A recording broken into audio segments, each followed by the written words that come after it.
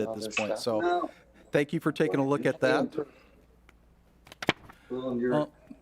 This evening, we are scheduled to receive some information from representatives of Wellpet with regards for some plans that they have that they wanted to discuss with the council and the community. This is not a meeting that has been that is being put on by the council. It's rather an informational meeting for Wellpet to speak to not only the council but the community and those who are participating remotely with regard to their plans.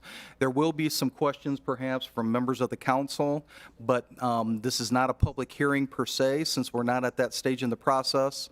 So once again, if all those who are participating remotely would place their microphones on mute, that will help with the exchange of information and points of view that we're going to hear this evening.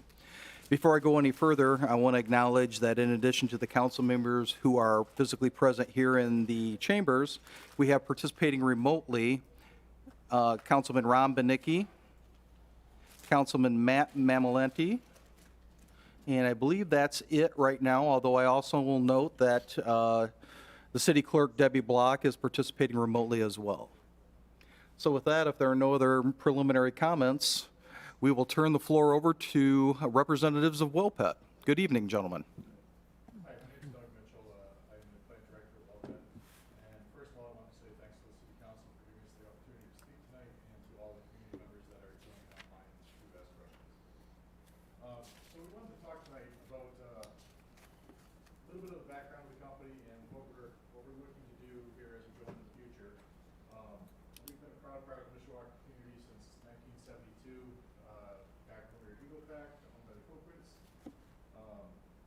Wellpet acquired the Mishawaka facility from Swanger Face Equity Group in 2009.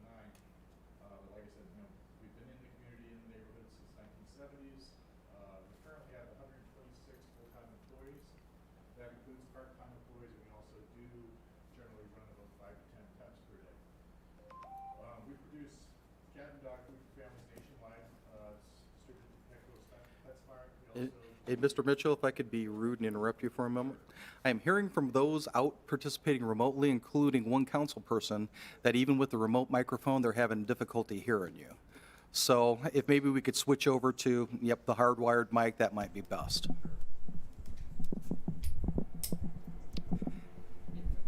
All right, so folks, bear with us while we're taking care of the technology, and then we'll proceed, and I apologize for interrupting. Let me swap you. This one works. Sorry about that. That's all right.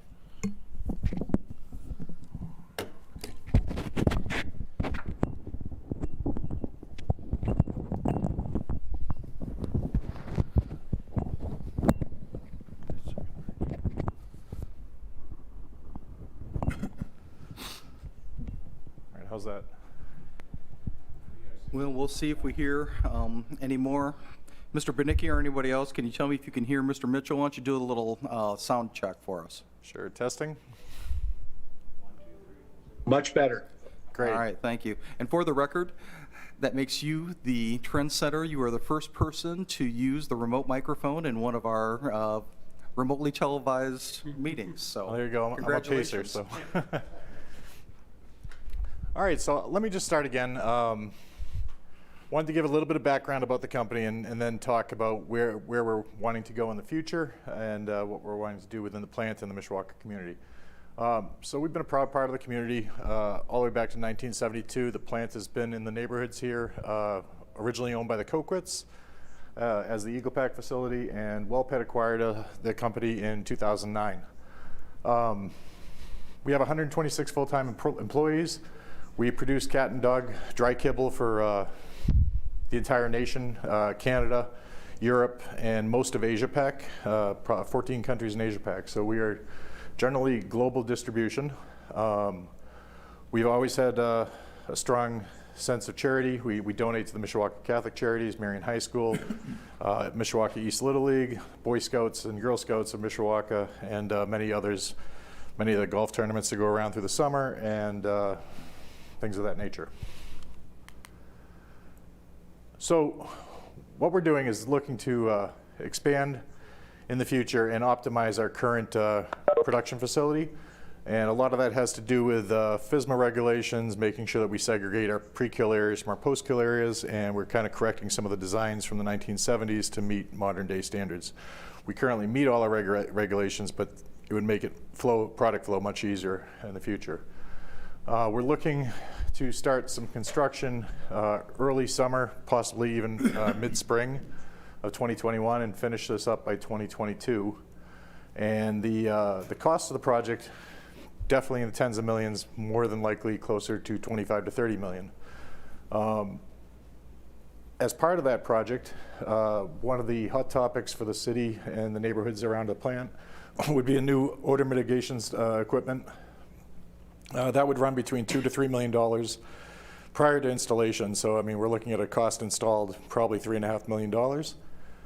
And that would help to much further reduce the odor concentrations in the area from the plant, and it would also increase the stack height at our current facility. So our plant air emissions are controlled by a series of bag houses, cyclones, and we comply with the Clean Air Act and Indiana Department of Environmental. Our permit's good through 2026. In 2016, in an attempt to address some of the odor issues and to improve the living conditions in the neighborhoods, we've installed an eco-friendly deodorizer, which is at the base of our emission stacks, steam emission stacks. And that injects an absorption liquid that absorbs the bacteria that causes the smell. So we did that in 2016. Some success. As we've done much more in-depth engineering studies over the last 2 years, I'll say some success. We have a much better plan going forward. So, dryer exhaust odor. 2019, we started to have third-party engineering companies come in to look at VOCs, what's causing our odor, and the best way to attack some of our strongest smelling products, which would be fish and lamb, which many of you have smelt even today. Yep, we know when you're making cat food versus dog food. Yeah, oh, even some of the dog food is They both smell, just different. Yep, yeah, I agree.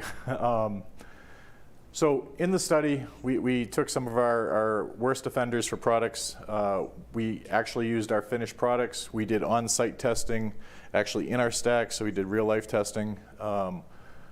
And we've, so 2 independent engineering laboratories, as well as a local civil engineer that did some dispersion models for what it looks like when our steam emissions come out of the plant and how they distribute through the air and where they may be at our new proposed project.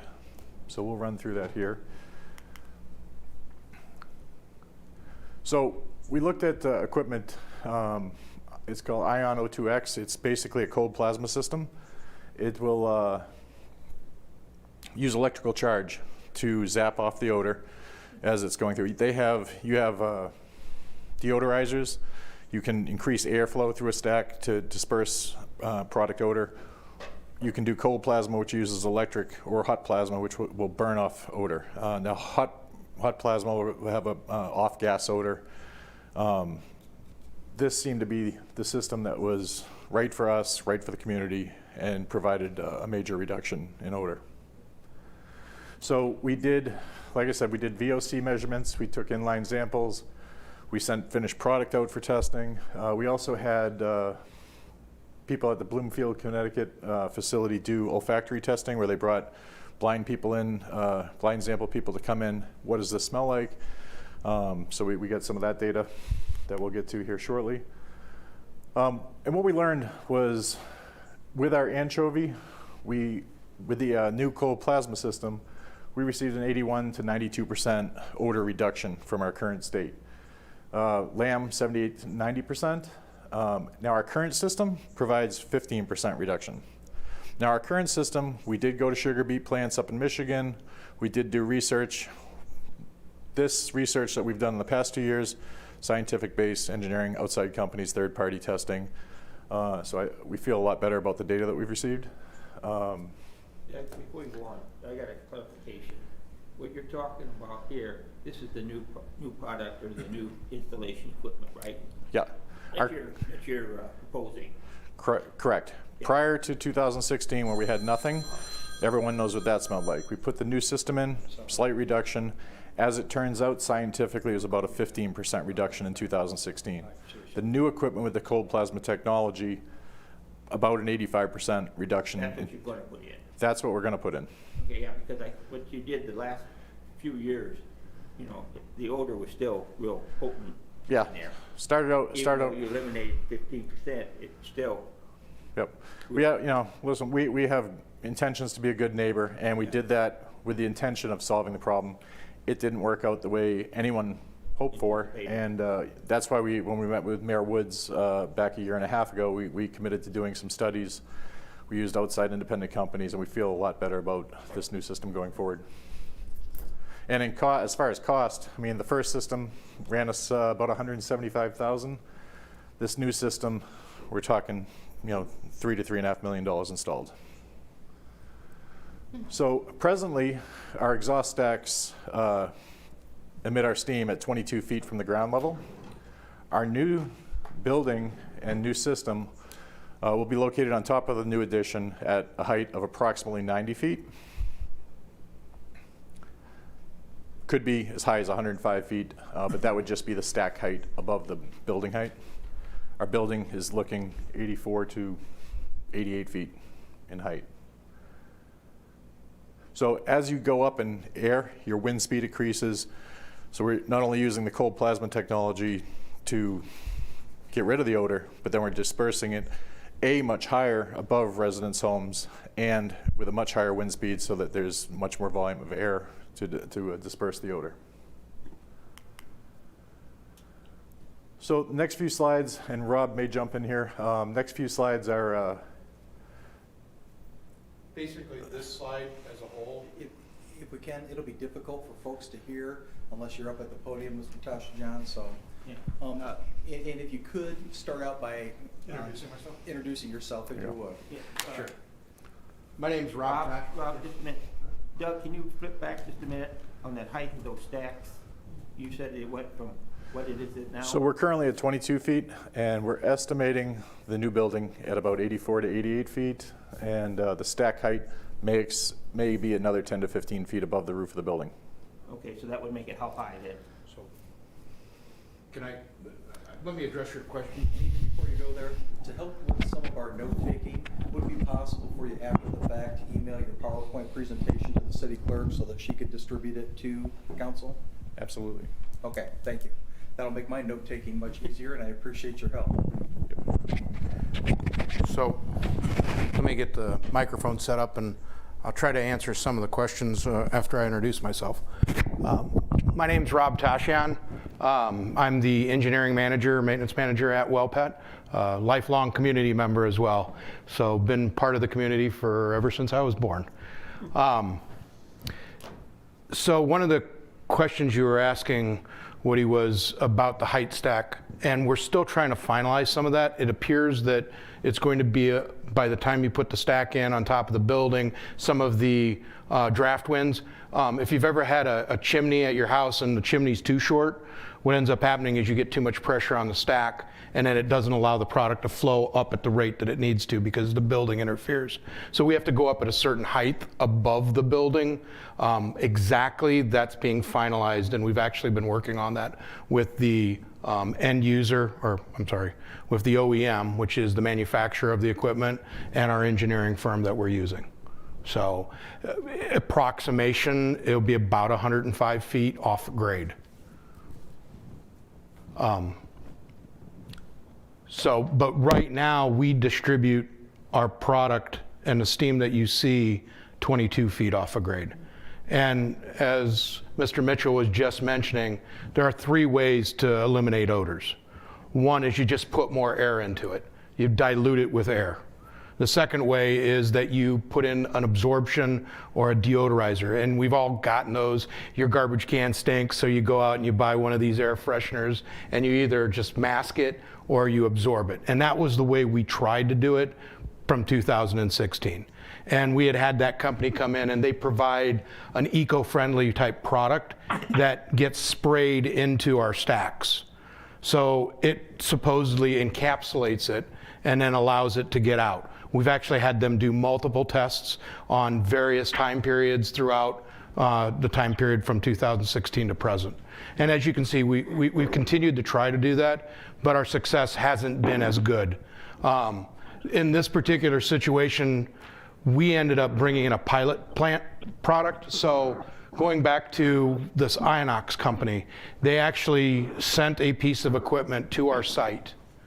We actually connected it to our stacks, took the off gas, so we put holes into our stacks on the side, connected tubes to the sides of our stacks, and then took sample bags that we filled up and we sent to the olfactory company. We also did a third party, which the same company that does all the smokestack monitoring at the ethanol plant came in to do our smokestack, I say smoke, our steam stack evaluation, and they came back with results as well. So I don't want to belabor too much, but what we tried to make sure of is that we didn't have any organic reference VOCs, or volatile organic compounds, which means that the state regulates some of the VOC off that you're allowed to. When we did that testing, it was proof that we weren't doing anything environmentally wrong. We are well below any IDEM requirements for any form of requirements by IDEM to do anything additional. And that was done, like I said, by third-party tests and not by us. I mean, the results, we didn't influence it. We didn't have anything. They took the off-shooting of our steam and did the testing there. We did it on our worst-case products, which are our fish product and our lamb product. Because we were able to actually, the absorption units had lots of success on our chicken. Because if they didn't, and some of our other products, you would have smelt all of our products every single day, and it wasn't always an every single day type scenario. So that, and part of the difficulty, especially with the absorption products, is each off steam that we had creates a different type of product. And that product then, if you don't have the right absorption chemical, it doesn't absorb at all. It doesn't encapsulate at all. It doesn't work. It's chemistry. And what we found out is that it wasn't doing the job for every product. It would do it for some, but not all. What we ended up doing, and again, this is another one of those tables that are long, but the general gist is if you look at the yellow highlights on this, the yellow highlights actually used the pilot test unit. And the sampling shows you, especially in the odor reduction column, which is basically in the middle, that's the amount of odor reduction that we saw. So, and what they based it on, if you look over to the left side, you'll see sample 2A. That's an untreated item. So we did not have any absorption, any pilot. That was fresh steam as it would have gone raw steam coming out of the stacks. So there was 0% reduction of odor because that's what it would have been without any equipment. If you look at 1B, we achieved a 92%, 91 point some percent odor reduction from that. And this is chemistry, this is calculated, this isn't us making up numbers, this is actually us getting a third party out of Bloomfield, Connecticut to do these. When we sent them the sample bags, they took all the results, they took all the measurements, and then they did the olfactory testing. So it's not a company that Wellpet's associated with. It's not a company that Wellpet has any ties to. And then, like I said, you can see you can see the type of product. It was an anchovy or a fish-based product in the top 5. And then if you look at the bottom, it was a lamb-based product. So, and you can see that again, on 6D, we had a 90% reduction of odor from the baseline. And again, baseline was untreated, and we took samples of our untreated product as well. By what we did Also, it was recommended that we kind of do a air dilution diagram. So we actually hired a company. They actually had representation in Indianapolis, and the gentleman who actually did the study for us was from Indianapolis. So every state has kind of different wind currents and different dilution levels. By having somebody in Indianapolis do this, it's more focused on an Indiana type concept. This is our product, odor modeled from our present stack condition with no odor. In other words, no odor control. So with no odor control, as you can see, red and orange are bad. So the more orange that you see, it's diluting out. So orange is more odor pungent, yellow's a little less, green's a little less, blue's even less. And if you look at the chart on the left, it goes all the way down to almost a gray, light blue gray. So with no odor reduction in our system, this is you can kind of see it laying heavy around the plant. This was with the 15% reduction. So you can still see it's somewhat laying around the plant in the odor in orange. Yellow's a little bit big, it dilutes out. And as you get outside that blue, there's really no real monitored odor at that point. So if we actually did the project as we proposed, and we put in the stacks at about 105 feet, and we put in this odor control system that we have piloted and that we're working with, and approximately the $3 million install, this would be our new odor map. I'm sorry, I apologize. Thank you, Doug. Doug corrected me. This is actually the 22-foot model. So what we did was, if we didn't go up to the 105 feet, what would our odor look like based on our present stacks? So put these units down at ground level, do a direct comparison to the ground level absorption, pipe them into the new unit, and what does it look like? And as you can see, the new units significantly eliminate / reduce the odor content coming out of our facility. If you go up 105 feet, singleize it, that's at 105-foot stack distribution. Now, the one thing, and I'm going to be honest about this, I'm not going to try to cover any, there's nothing that can ever be provided at 100%. It would be like me asking Mishawaka Utilities to guarantee 100% utility electric to our facility. They're going to do the best they can. They're 99 point some percent. They're going to give it every shot that they can.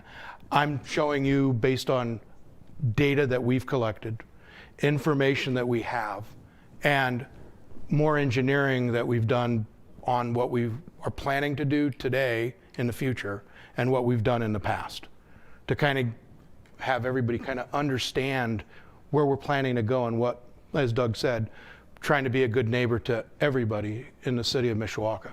Mr. Tashian, can I ask you a question about this map that's in front of us? With the area to the south, I'll call it, that has, the light green, which is still vastly improved from the color. The oranges. The oranges. My assumption would be that it's a function of proximity to your plant and the intervention of the Mishawaka Hills that causes that green to appear there. Is that an accurate assumption? I would assume the same thing, Mr. Hexenbaugh.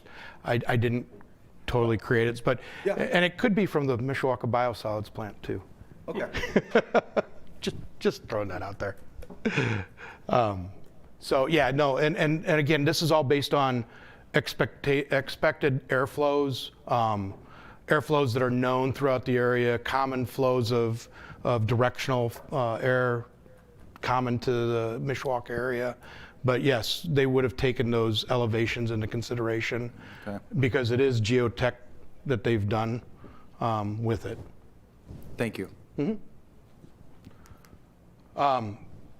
Again, this is kind of a minor depiction of how the system may look. It's right now we are in the thralls of trying to finalize some of these items.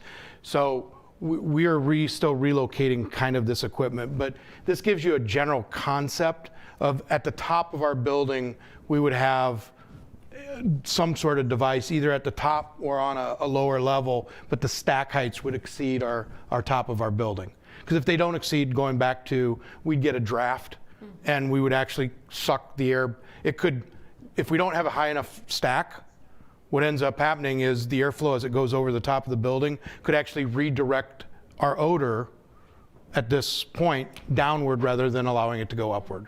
And understand, today with our absorption system, we are at 22 feet evacuating approximately 80% odor up into the air. When we do this system, we'll be at a height of 100 and some feet, only having 15% or less of our odor going up into the air. So one, we're reducing it as it comes out.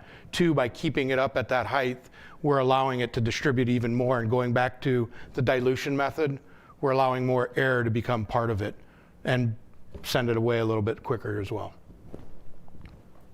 But again, this isn't necessarily the final look of what the concept would be. I think that's it. So, end of the slideshow. Are there any questions that Doug or I could answer? I don't know if you can answer it or not. I don't even know if I understand my own question. But what's the difference between 90%, 10% smell? If I put one anchovy over here and 9 on this plate, I'm gonna say they still both stink. So are we gonna say this smell's still here? So, what is the actual difference? So there, if you look in this, there's a concentration. About the fourth column over, it says odor concentration. So when we took those sample bags, we sent them out, and they actually do an analysis and a calculation of odor content. So if you look, odor content on 1A, which was untreated, had a value of 938. If you look at 1B and 1C and 1D, that value was knocked from 938 down to 75. So we're talking a magnitude of 10 on olfactory testing. Some of the odors, and again, going back to how it comes across, this particular company, going back to the blind, I don't think they were blind people, I just think it was a blind smell test. I think Doug kind of said that. But the thing is they actually were so they dilute it down. I don't know exactly how the study goes, but they dilute it down, and then they expose it to people in a room. There was 13 people in this room, and they asked them to describe the smell. And trust me, some of the smell content, like on 1A, was rotten fish. It was right in there, rotten fish. On the content of 1C, 1D, they said stuff like, smelled like chlorine, clean linens drying. Nothing was stated in those as being raw fish or rotten fish. And that was a big thing, because it was even people coming back. And these are people northeast coast. So it's not even people in this area that were blind tested. So it's not, again, not like we said, hey, this is the panel we want to use. It was a blind smell test by people not even in this area. You answered the question, thank you. Okay. So any other questions that, what do you want? Yeah, Mr. Compton? you mentioned lamb and fish, and give all the statistics for that. You said that, if I understood you right, your current system pretty much cancels out your other odors from other products. When you go to the new system, will the old system still be working for your other products? No, we won't. When we go to the new system, so we picked the worst case scenario and went after the worst case scenario to get the best results. The new system will be able to handle all that other product without any problems. Okay. Because of the way so again, going back to the concept of what we're doing, we're actually burning our molecules of odor. So before it actually gets evacuated, cold plasma, as Doug said, it electrifies it. Well, it zaps it. When it zaps it, it basically burns it. I mean, what does electricity do from the standpoint of if I touch it and go to ground, I'm going to get shocked, and I create an electric fire. That's basically what this system does, is it creates an electric fire burning up the odor molecule. So the new, The new system. the new system, your point is. My point I is- could speak, you know. Sure, please. But, you know, kind of restate that, if you will, but, the new system will handle all of your odors, not just, the more intense ones. Correct. And the, old system won't be needed anymore, which when you put it in, all it really did was handle part of your odors. Well, And not, it appears the fish and the lamb, were not covered as well, if you will. Correct, Mr. Compton. And The Glade wasn't working so well for that. well, and as we've found out, exactly, Glade. Yeah. It's specific. If we want to use, so this is what the company that presently sells us our deodorizer and our absorption system, it said, every different product has a different off gas. So it has a different chemical makeup. Sure. So in order to accomplish a better system, we, in the present system, we would have to get a deodorizer for each product we produce. Because it would chemically attract and create the situation correctly and might increase our odor. But the difficulty is because we're a manufacturing process, we don't always have the luxury of, hey, we're going to make fish for the next 16 hours, and then we're going to get off of the fish, and we're going to move to another product. Well, this is much more efficient. Correct. We eliminate the Turn it on headache. and you can run what you want. Correct. And we're actually, one of the other things, because we do have 2 dryers, so we have 2 systems that create the odor. We're actually dedicating a new system to each of those odors. So it's not like we're going to put in one system and everything goes through that one system and we create a problem for ourselves. We are creating and putting an odor control system on each of our systems per se. So we have 2 production systems. We're putting in 2 odor control systems. Yes, Mr. Bellew. How many production lines, do you have 2 production lines now and you're going to a third? So we have 2 extrusion systems, and we have 3 packaging lines currently in use. We have a 4th that is in the building, but we don't currently use it. So we are going to put an additional 4th line into the packaging hall, which will create 5 to 6 additional jobs in addition to the 126 that we currently have. And how many shifts are you currently running? We currently run 2 shifts a day, 12 hours each, but we run 7 days a week, 24 hours a day, shut down once every 3 weeks for cleaning. Thank you.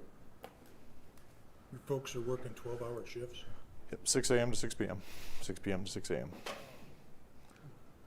How many days a week do they work? 7 days a week. I mean, you know, Oh, no. So each shift, person- so it alternates. 1 week they'll work 4 days, the next week they'll work 3 days.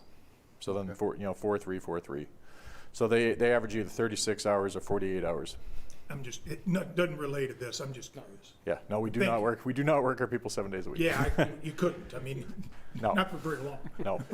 But, the nice thing is as we continue to grow, debottleneck our plant, add jobs, it's nice to do that for the community of Mishawaka. Like I said, we provide income for 126 families. We'll have another 5 to 6 employees with this expansion. We currently make 135 million pounds a year, which is distributed globally. This new building helps us fix some of the design issues that really weren't issues in the 1970s, but standards have changed over time, and this helps us just improve the quality and food safety of our product and distribute great product to the world from Mishawaka. I have a comment and a question, if you don't mind. I was at Marion High School in the 70s, and it was Bad. It was bad, yeah. You don't seem that old, Councilwoman. Thank you. Late 70s. Anyway, so I was just curious, another kind of curious question is, with all the people who have adopted animals over the last year, have you seen your business increase as a result? Our revenue has increased as a result of that, and I think that's across the industry. But we actually thrived through the pandemic. Sure. we did great.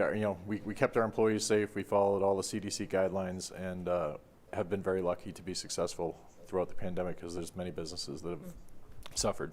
So, Right. Did it impact your employees? in what Did you way? have people, did you So have people sick? we had a couple of cases where people had contracted the disease. They were quarantined. We also quarantined anyone within close contact, 6 feet greater than 10 minutes.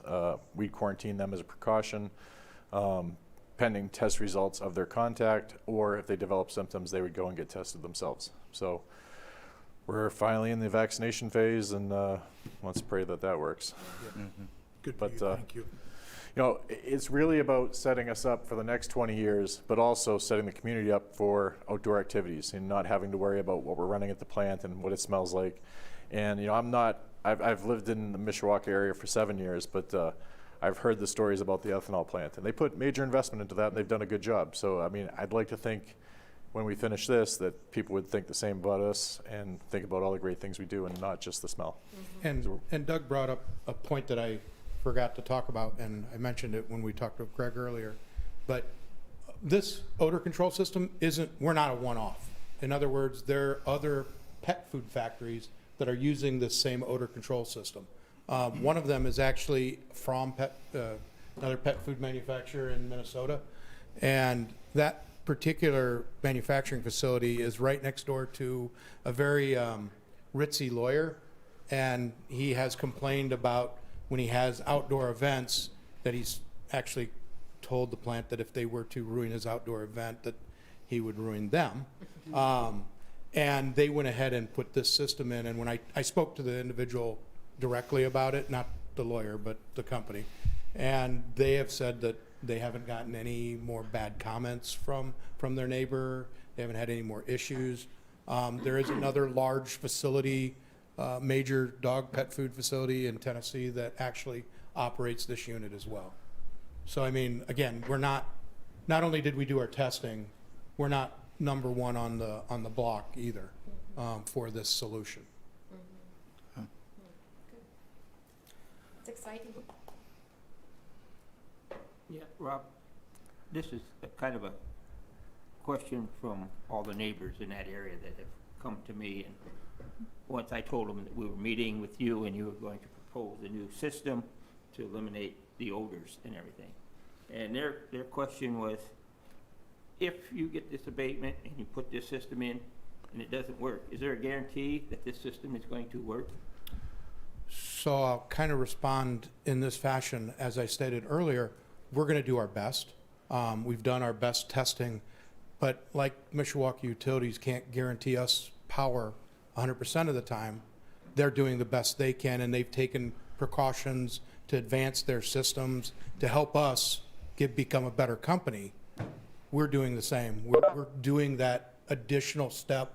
We're checking on things, and we're doing what we believe is going to be the best system for us to provide a more, I'll say, friendlier community.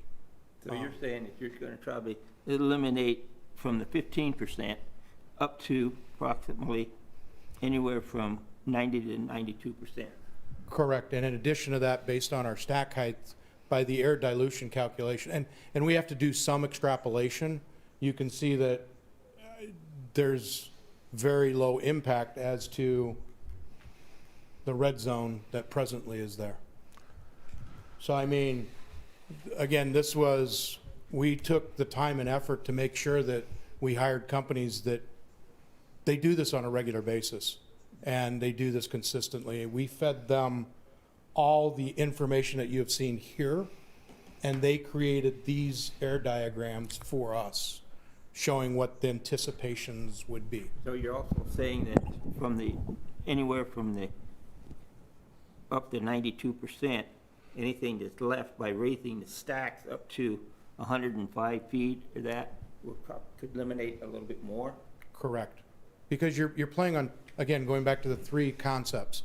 You dilute your odor, you encapsulate your odor, or you burn your odor off.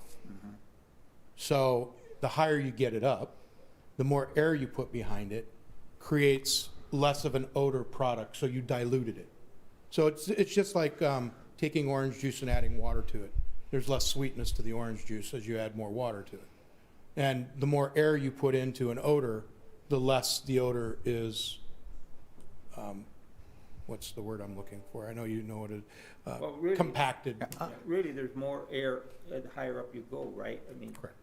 so. And there's more air movement, and and it moves, the air will move Quicker. quicker up at a higher rate or at a higher elevation than it does at a lower elevation. And again, by getting it up above the right now, we still have building, even though we distribute at 22 feet off grade, we have buildings that are still taller than that. So it hits the building and it bounces, it diverts, Right. it does something different that we don't know. By getting it up there, it doesn't have much to bounce off of. So it's going to be more free to the space. But, you know, we're doing our best we can to be a neighbor and a good community neighbor. And another question, may I continue? The community is wondering, if you install this equipment, what is the time frame for this equipment for eliminating the odor?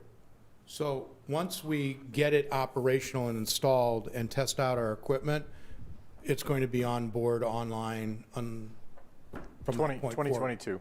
Pardon? 2022.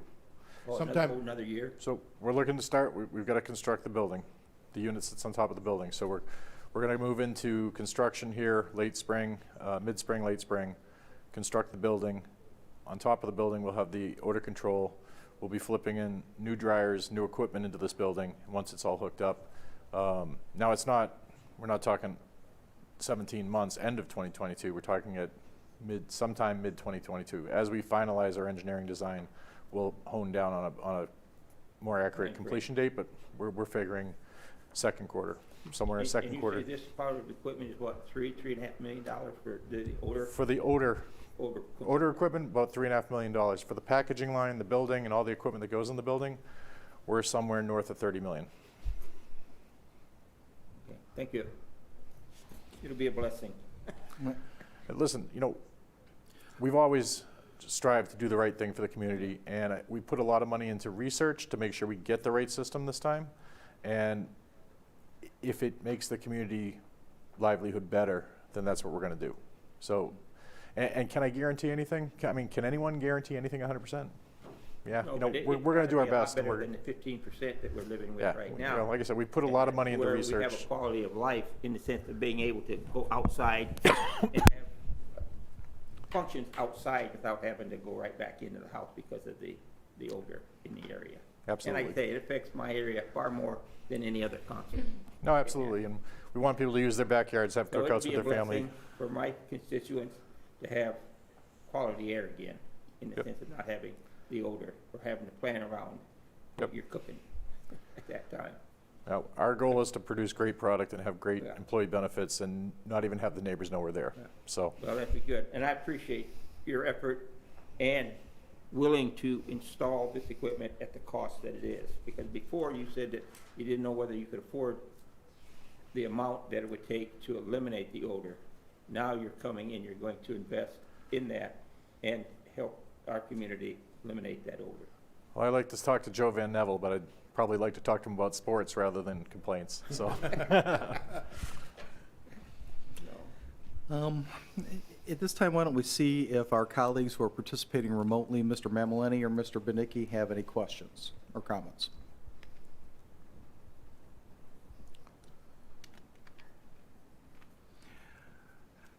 And then if they do, we'll let them jump in. But gentlemen, this evening you have made me regret the fact that I took so many history classes and so few science classes when I was a much younger man. But I appreciate the information that you've shared with us. To follow up to a certain extent on some of the questions that Mr. Emmons asked you, it would be my assumption, and correct me if I'm wrong, that after this equipment is installed, that you'll then do some after installation testing to try to match up the efficacy of the equipment to the projections that we've seen and that you've shared with us this evening. Is that correct? absolutely. So- We definitely want to audit. So, yes, and part of the reason is because, as you saw back on this chart, Greg, we have low, medium, and high in that second to last column. That actually is one of those things that's a setting on the piece of equipment. It's a low power setting, a high power setting, or a medium power setting. And we want to make sure that we optimize the unit to gain the best efficiency out of it. So, and that's from the odor standpoint. So there'll be that calibration period that you referred to before it really reaches its peak efficiency after installation. Oh, I think you'll notice a result the day we turn it on. It's just, we may fine tune it and we'll audit our results. Excellent. Mr. Compton asked you a couple questions about your employees, and understandably so, I would say we have focused this evening a lot of attention and should focus a lot of attention on the impact on the neighbors and the neighborhood with regard to the odor. But there are a couple other entities, I think, well, I'll talk about one other, but can you talk a little bit about what impact, if any, the odor has on your employees, and what, if any, special provisions you make already to try to help them work through this? Is this something that an individual adjusts to once they've worked at Wellpet for so long, or do you provide them with some additional equipment and implements to allow them to be in this environment for 12-hour shifts? So we really don't see an issue with the employees, and it may be just that they work there every day, but I think every factory has its own issues. I mean, some factories have conveyor belts that move, and employees will hand pack fish off of a belt. And for some employees in my past, they couldn't deal with the motion sickness of fish moving one way, a belt moving a different way, and trying to stand in one place, and they'd get dizzy. I mean, so every factory has its own thing. I think that our employees here at Mishawaka, they often tell me it smells like money. We haven't had any issues, and it's really just a steam discharge. So it's if you live next to a tire factory, you have a tire smell. The employees get used to it. But there are no health issues or real employee issues. Well, and then I forgot to mention the other entity that I was thinking of, Mrs. Volker's alma mater, Marion High School. I did reach out to a representative of Marion, and they may have somebody who's participating remotely. But I do think it's important, as this process progresses, for us to integrate Marion and any concerns that they may have for their student body and their staff, at least for them to receive the information along with the rest of the community about how this could potentially improve their quality of life, if you will, over there, but since they're in such close proximity to you. I hear from my son, who coaches there, that when they're out on the football field, that at times this is noticeable. And they've been very successful here recently, but both on behalf of my son, the coach, and Mayor Wood's son, the player, I think we would appreciate everything being done, consistent with what is being represented to us this evening. Like I said, I've lived here for 7 years, and I've heard more than a few football stories about practices out in the smell. But yeah, we want to take care of all the neighbors, all the local businesses that are around us, and provide a good environment for them to practice or whatever they may want to do. And we do work closely with. We try to take care of Marion Charities because we know we're right next door and have a direct impact on their sports. To your credit, thank you. Although this may be premature and you might have a better answer as the process progresses, we've talked about the total investment, we've talked about the specific investment that you're going to make in the air quality equipment. Can you talk a little bit about what the addition of the third line would do, if anything, to increasing your employment? So if we increase our production line, we need operators to run the lines. We have 4 shifts, so we're looking at 4 operators for those lines, and then we're probably looking at an additional quality technician, an additional maintenance technician, and the support jobs that go along with the operations.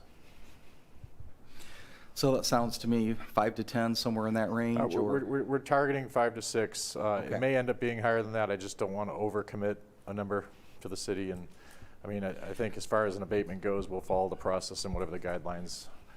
And quite frankly, I applaud you for being conservative. Sometimes it bothers me when people overpromise, underdeliver with regard to these employment numbers, and then it raises questions on our part when we go through the annual review process. So I think you're on money with the money with being a little conservative.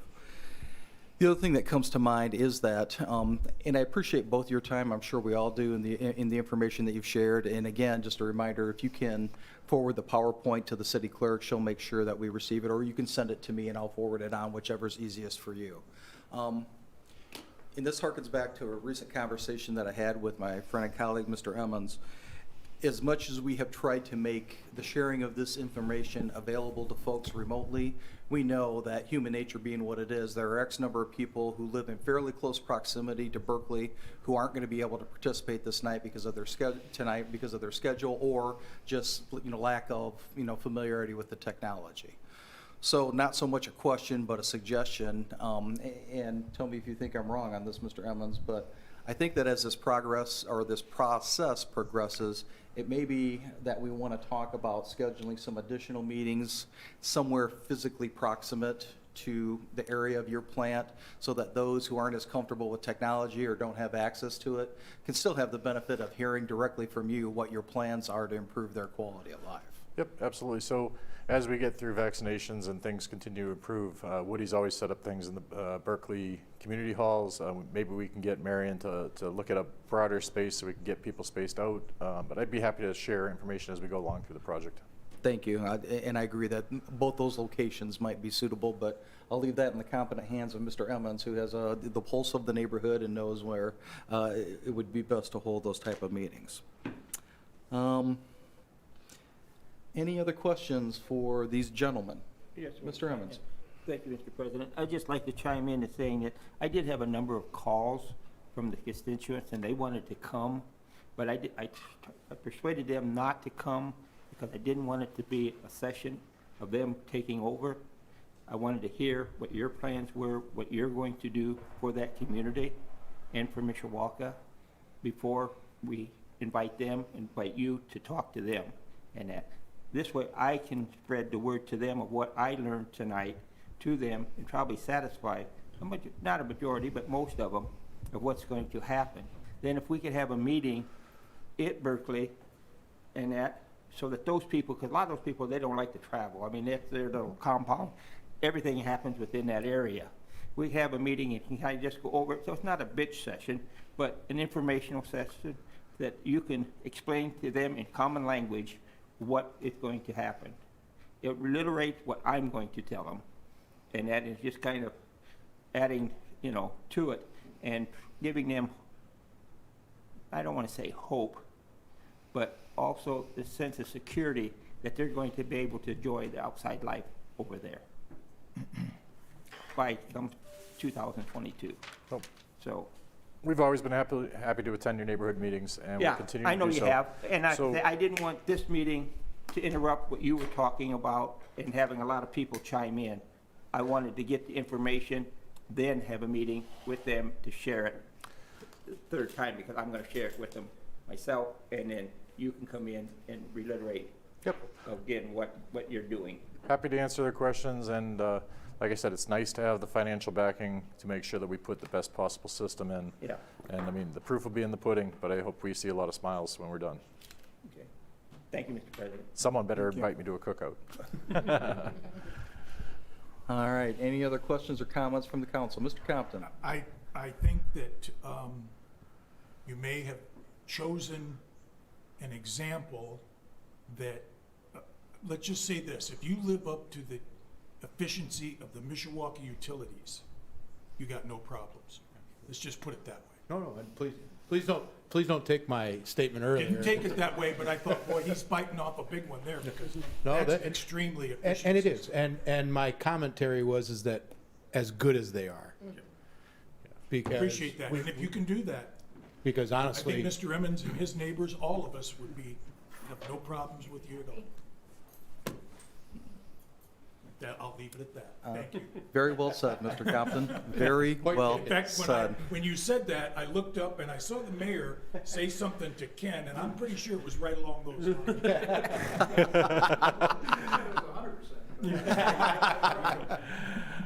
I bet All I right, can guess what anything you said, else? but we'll do it after. Then, gentlemen, once again, we appreciate your time and the information. We look forward to hearing more about your plans and your project as it progresses. And as well, we look forward to partnering with you to share more information in the neighbors who are with the neighbors who are most directly impacted on how this could improve their quality of life. So thank you once again. And with that, folks, we are adjourned. Thank you. Hey, Thank Doug. you for your